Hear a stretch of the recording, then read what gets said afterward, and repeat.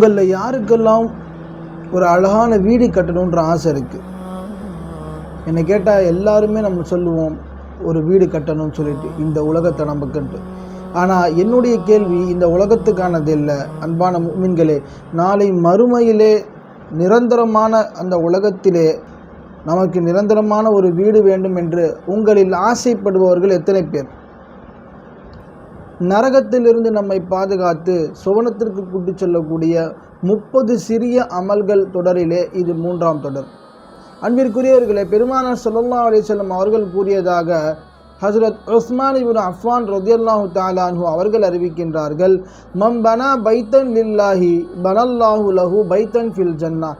எவர் ஒருவர் அல்லாஹுக்காக வேண்டி இந்த உலகத்திலே ஒரு வீட்டை கட்டுவாரோ, அல்லாஹ் அவருக்காக வேண்டி சொர்க்கத்திலே ஒரு வீட்டை கட்டுகிறான் என்று பெருமானார் ஸல்லல்லாஹு அலைஹி வஸல்லம் கூறுகின்றார்கள். அப்படி என்றால் அல்லாஹுடைய வீடை கொண்டு இங்கே என்ன நோக்கம்? பள்ளிவாசல்.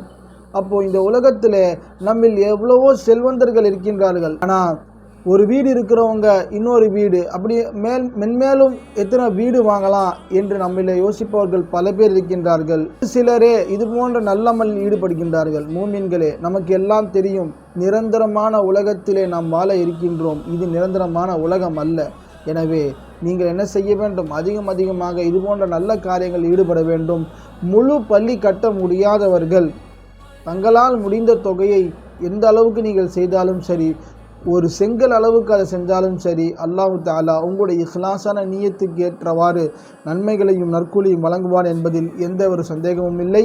இன்ஷா அல்லாஹ் இது குறிப்பிட்ட மாதமாக இருக்கின்றது. இதில் நீங்கள் அதிகமாக பள்ளிவாசல்களுக்காக அதிகமாக உங்களுடைய தர்மங்களை, உங்களுடைய சதகாக்களை ஒதுக்கி வைக்க வேண்டும் என்று நான் கூறி இன்ஷா அல்லாஹ் நாளை அடுத்த அமலிலே உங்களை சந்திக்கின்றேன். அஸ்ஸலாமு அலைக்கும் வரஹ்மத்துல்லாஹி வபரகாத்துஹு.